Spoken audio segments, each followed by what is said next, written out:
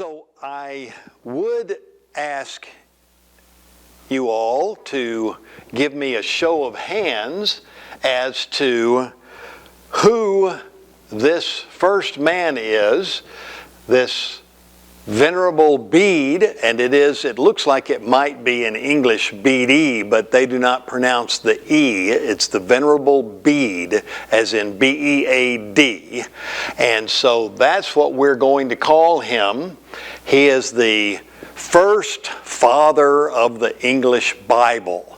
And so as we begin working through all 12 of these gentlemen that are here in the black and not in the red will be, as I said last week, the people that we'll talk about in the context of doing negative things, but it ending up being a positive thing for the English Bible. So we will begin with Bede. How many of you all have ever heard of Bede before and know of his? Okay, we've got one. So he is a very great character, and let's talk about him. But before we talk about him, let's back up to get a little bit of a review of what we did last time in the introduction to the 12 disciples of the English Bible. Why are we interested in going through all of these men and their wives that helped to bring us the English Bible? Well, provenance is what we talked about before, a source of origin. And the question is, what if some true seeker asked you to please trace how you got the Bible you're so dedicated to? What if somebody that really, really wanted to know, and they were really honest and they weren't trying to test you, but really wanted to know, how did you get this Bible that you're so dedicated to? Well, I don't know. I guess it just fell out of heaven. But you don't want to say that answer because it's not true. The truth is that it came to us down through the ages by men who were dedicated to God and who used their position and their scholarship to advance the English Bible to us.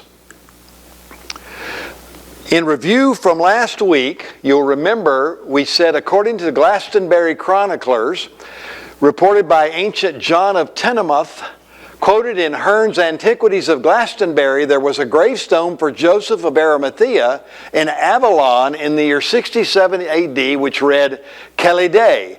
We call it Chaldees, and it became Chaldees in Middle English. Which said, Chaldeae daci cuevi, which means I taught and I have entered my rest.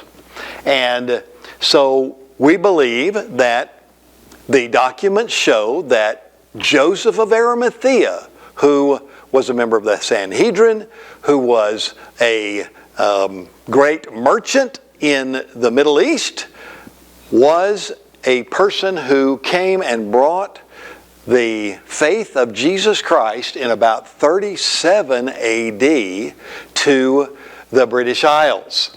And we didn't go over this last week, but I thought I'd throw it in because I think it's important. In Wales, there is a place called Llanelid, which is Welsh for estate of Ilid. And if you go back into the Chronicles, it tells you that Ilid was the best that they could do to pronounce Gilead. Joseph of Arimathea was from Gilead. And historian Adrian Gilbert reports the account of Joseph of Arimathea from the Ecclesiastic Documents of Wales, wherein King Bran is tutored by Joseph and converted back in the 1st century. Then you have the Welsh triads that document Joseph's traveling in Wales.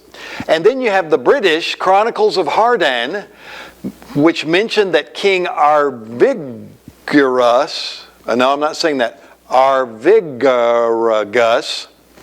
was baptized by Joseph of Arimathea. It's just a mention in all of the kings of Britain that in the first century that this king of Britain was baptized by one Joseph of Arimathea. And so we have these documents that are in the British Museum, that are in various and sundry abbeys that have come down to us, and we believe that they weren't just all making it up.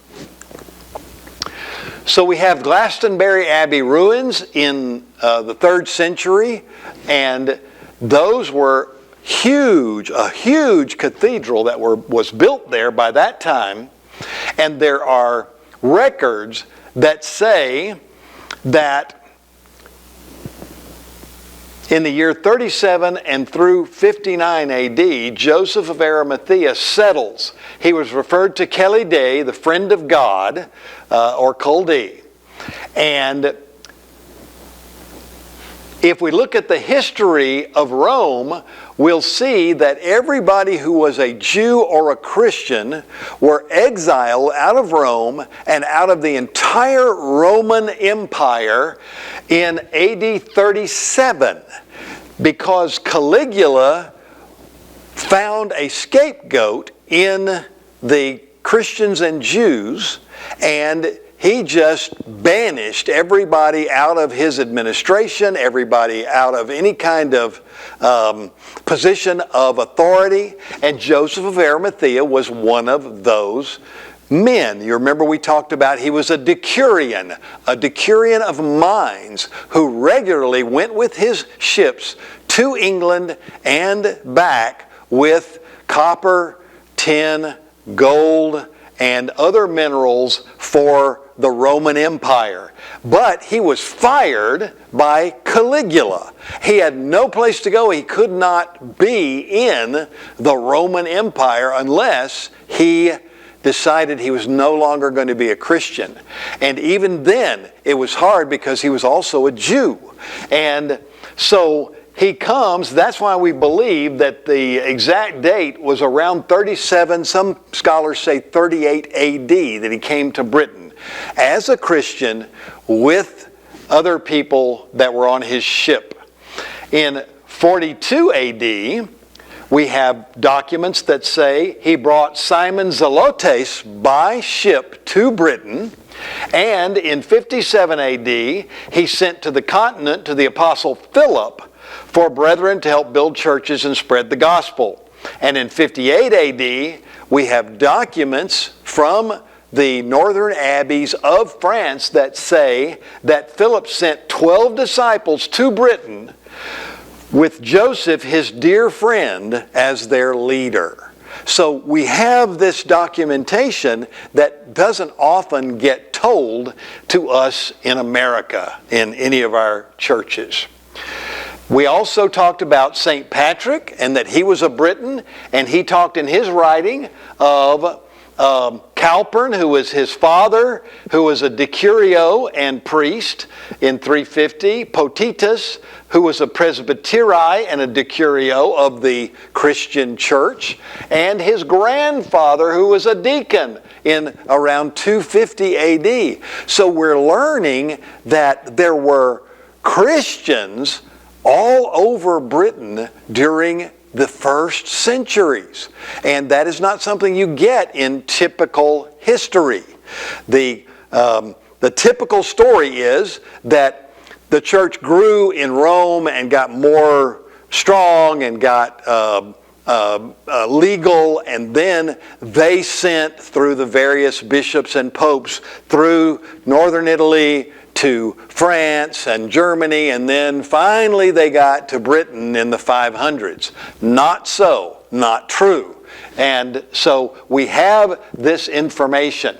Matter of fact, we have from Gildas, who was a Scot, all the way up into Scotland. He wrote this De Excidio et Conquestu Britannia, which is the chronicles of the history of the Christian church and its struggle to stay alive in the 400s. And he said when he was writing in about 500 AD, he said Christianity was accepted long ago in Britain.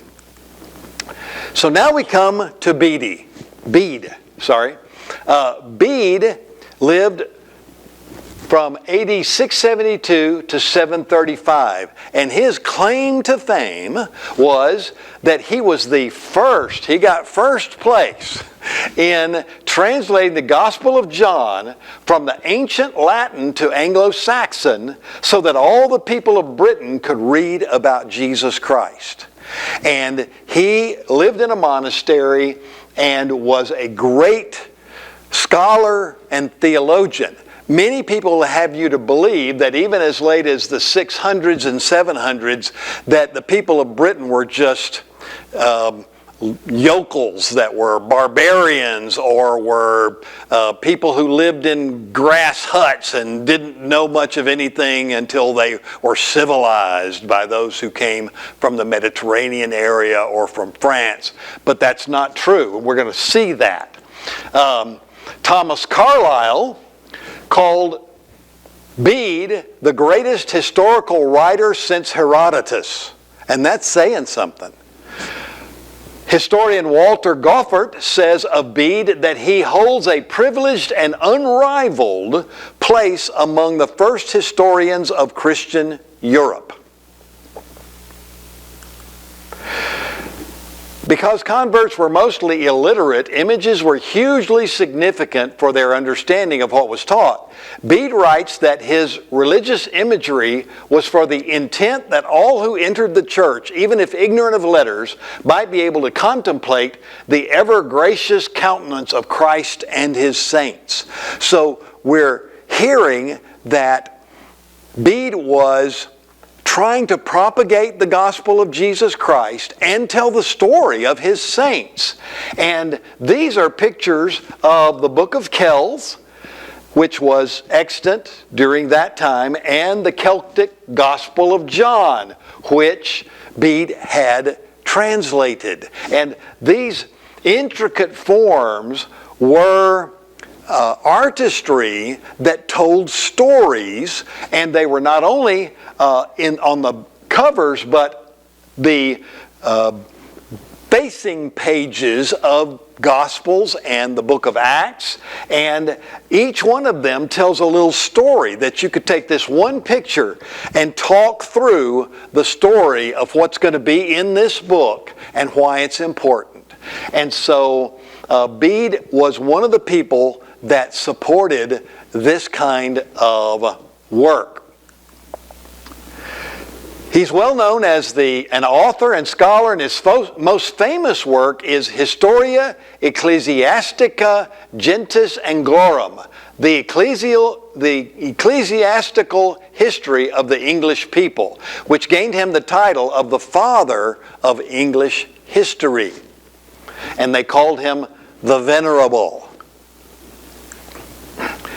So my question is this. Many people in much of the world say that they did not have any history of Christianity until Pope Leo sent the first missionaries there in 586, and that they had a fledgling church there for many years. Well, that's true of the Roman church, but the Christian church was already there by centuries by the time of that. So how could he, Bede, detail the 7-year history of something that hadn't happened yet? He wrote it in this, which we have copies of. They have copies in Britain of his work. Not just one, but many copies from this work that he made of the ecclesiastical history. So you don't write a history of something that just started. You write a history because you want people to realize from a long time ago how things progressed. Now, Bede himself is a very interesting person. He was a pure obletus at age 7. Well, what does that mean? A pure obletus is a child of obligation. Many times back in those days, parents would have many children, and they would want them to have the best that they possibly could have, the best life. And so some of their children who were most talented, most alert, and could do the most for the Christian church, they would send them to a monastery or an abbey to be taken care of there and to learn and grow in life. And so at age 7, his parents obligated him to the monastery. And it wasn't a punishment, and it wasn't they're giving him away. It was, would you take this child? And the elders at the monastery or the abbey would interview this child, and if at age 7, they wouldn't take them before age 7, but at age 7, if they were alert enough and were communicative enough and wanted to enough, they would take them. And so they would be obligated to stay at the abbey and live there. He became a liturgy singer at age 14. He became a deacon at age 19, and all of this is documented in his writings and in the writings of the abbey. He was married at 24 and was married from 24 to 44, 20 years. He was a priest at age 30, and he wrote 60 books, most of which still survive in England. And it's interesting to note that a 6th century Greek and Latin manuscript of Acts of the Apostles that's believed to have been used by Bede, it does have notes in his handwriting on it, survives and is now in the Bodleian Library at the University of Oxford. It's known as the Codex Laudianus. That's after Bishop Laud, that we don't hold very highly, but he happened to have it in his library. And when Bishop Laud died, he gave it to the Bodleian Library. And so that was a good thing that he did. And this is a page out of the Codex Laudianus. So Bede wrote expository notes and commentaries on most of the Bible, not just the Gospel of John, not just little tracts or little things, but he wrote on most of the Bible. He frequently made notes wherein he corrected the Latin Vulgate with verses from his copies of the original Greek and Old Latin. So they had Greek back in those days in England. In his 16 epistles, he writes of many transgressions of the Catholic clergy imported from Rome. Uh-oh, I'm going to get in trouble now. But remember, I'm just the reporter. I am not anything more.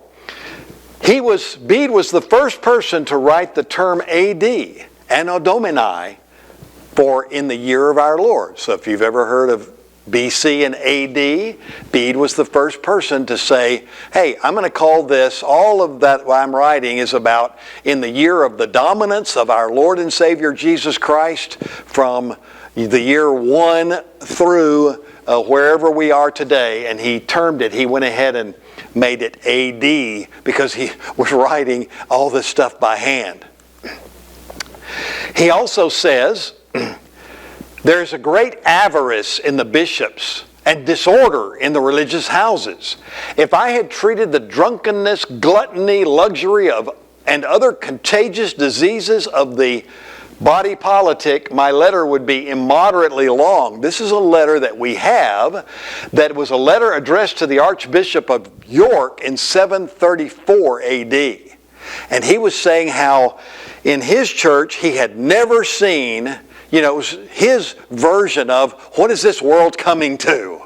When our bishops and our ministers in the body politic are drunken, gluttonous, and all of these other things. And he was pleading to the Archbishop of York to do something about it. Didn't get done because he died in 735.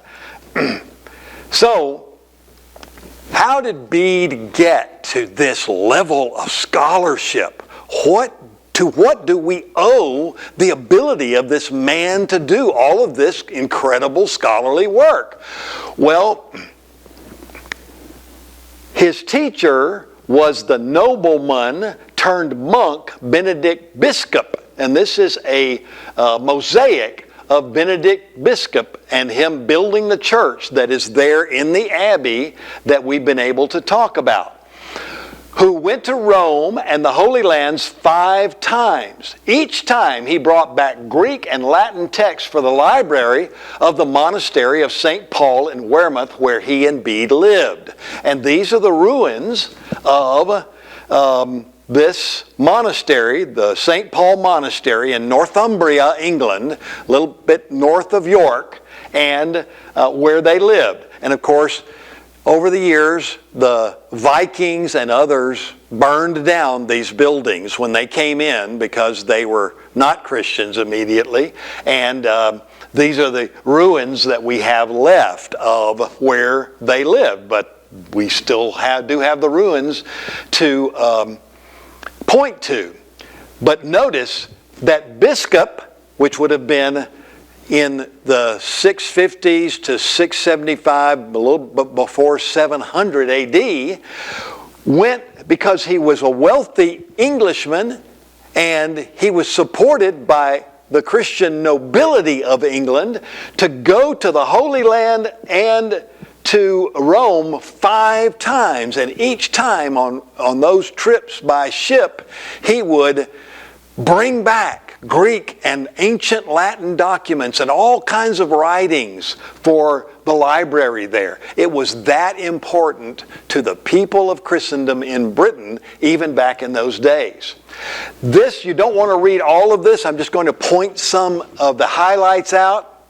But he studied the Latin and Greek fathers of the church and brought back for the library works by theologians Basil, Cassian, John Chrysostom, Isidore of Seville, that's in Spain, Origen, Gregory of Nazianzus, Augustine of Hippo, which we know as St. Augustine, Jerome, Pope Gregory I, Ambrose of Milan, Cassidorius, Cyprian. All of these church fathers, they brought back copies of all of their writings for their library. And he used these in conjunction with the biblical texts themselves to write his commentaries and his theology works. This wasn't just Bede sitting in a monk's cell making stuff up. He was collating, categorizing, adding things, and translating it from the Old Latin or the Greek or the Hebrew into Anglo-Saxon. And then he had Latin translation by Evagrius of Athanasius' Life of Anthony and all of these other things. I'm just won't read them all off. He was the first to refer to Jerome, Augustine, Pope Gregory, and Ambrose as the 4 Latin fathers of the church. You know, I've said rather harsh things about Gregory the First in some other lectures that I've done. But as it is with so many of us, in the beginning of Pope Gregory's time as a bishop and then as an early pope, he wrote some great things. He just went off the rails later on with power.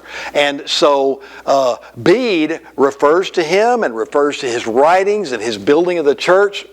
And it's clear from Bede's own comments that he felt his calling was to explain to his students and readers the theology and thoughts of the church fathers.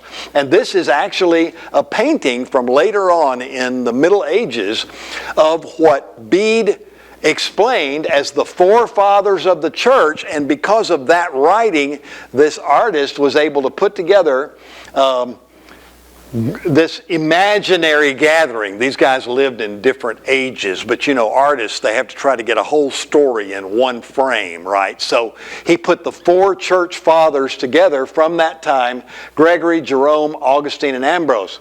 Gregory is shown in the papal tiara, Jerome in the crimson of the cardinal, Augustine wearing a bishop's mitre, and Ambrose he has the bishop's mitre on as well, with a beehive indicating his theological eloquence. And so once again, we have art telling stories for people who might not otherwise be able to read it. Now, this is particularly interesting to me. A lot of times we think of these theologians as not knowing anything else but theology, and not doing anything else but writing theological treatises. And that was what they spent most of their time on. But about 703, Bede wrote something called De Temporibus, which is on time, provides an introduction to the principles of Easter computations. There was a big row between the Roman church and the Christian church that was already there as to when Easter would be. The Romans came in and said, no, Easter's not on the day you celebrate it. It's on the day we celebrate it. It's 2 weeks later, and that's when you're going to celebrate it. You're not going to celebrate it in any churches that call themselves Christians up here. And the Christians said, now wait a minute, for 500 years we've been celebrating Easter on this same day. You're not going to tell us what to do. Well, it went back and forth and back and forth, and Bede was one of the people that did a computation that proved that Easter should be on the date that the British Christians celebrated. And Pope wasn't very happy about that. He also used and admitted to in his writing here that he used a chronology of the world in which he gave credit to Eusebius, who was writing back in 330 AD. But he had been brought all of these writings from the Middle East, and one of them was this computation from Eusebius that was written in the 300s, including, and get this, an explanation of how the spherical earth influenced the changing length of daylight. We knew that it was a round earth back in 330 AD, but it was changed and suppressed, and the powers that be did not want people going out to find other lands because they wanted to circle the wagons around their own power. And that's how we got to the flat earth until Columbus proved, and several others proved it wrong. Bede also records the effect of the moon on the tides. And since the focus of his book was the computus among the data, Bede gave instructions for computing the date of Easter from the date of the paschal full moon, for calculating the motion of the sun and moon through the zodiac, and for many other calculations related to the calendar. And he was the first person that coined the term computing. I'm computing these things all together. And so, very interesting man. He wrote homilies, works written to explain theology used in worship services. He wrote on major Christian seasons such as Advent and Easter, as well as on other subjects such as anniversaries of significant events. And his theological work circulated widely in the Middle Ages. Several of his biblical commentaries were incorporated into the Glossa Ordinaria, an 11th century collection of biblical commentaries. Did you know all of this stuff existed? And I'm hitting the highlights. This isn't it by any stretch of the imagination. This is also very important, and we're going to bring this up just as we're finishing out tonight before we discuss. But in Bede's commentary on the 7 Catholic epistles, he writes that he was married. The section in question is the only one in that work that is written in the first person view. And he says, prayers are hindered by the conjugal duty because as often as I perform what is due to my wife, I'm not able to pray. Another passage in the commentary on Luke also mentions a wife in the first person. Formerly I possessed a wife in the lustful passion of desire, and now I possess her in honorable sanctification and true love of Christ. Now, the Catholic Church to this day says that he was using both of these to talk about his marriage to the church. But to me, it doesn't pass the smell test. it was widely known that priests and monks were allowed to marry in early Christianity up until about the year 800, when the Pope said that celibacy was going to be the norm. And that's a topic for another day. So, the ending of the story that we have for Bede for this purpose of discussion is that he translated the Gospel of John from the ancient Latin, the Vetus Latina, not the Vulgate, that had kind of started to go wrong in the last several hundred years with people from Rome dickering with it. He took the Vetus Latina, the old Latin, not the Vulgate, and he translated to Anglo-Saxon so all the people of Britain could read about Jesus Christ. And here we have a picture that was done about what happened. We have a narrative of what happened in the winter of 735 of Bede, and he's got a young boy here who is a pure oblatus, who is writing the very last translation of the Gospel of John in Anglo-Saxon so that everybody in England could read it in English. And now we've come full circle. He started out as a pure oblatus, and the pure oblatuses were the young men who were full of promise that would actually write down, and that way they were writing down things that then they would have gotten first person and would have gotten it into their memories from writing down from the church fathers, just like has been done throughout the ages. So, that's the end of Bede's story for our purposes. Next week we're going to study Alfred the Great. 849 to 899 AD was his reign of power. So that's what we'll study. He'll be number 2 on our 12 disciples of the English Bible. So let's pray just for a moment as we end this the presentation and go into discussion.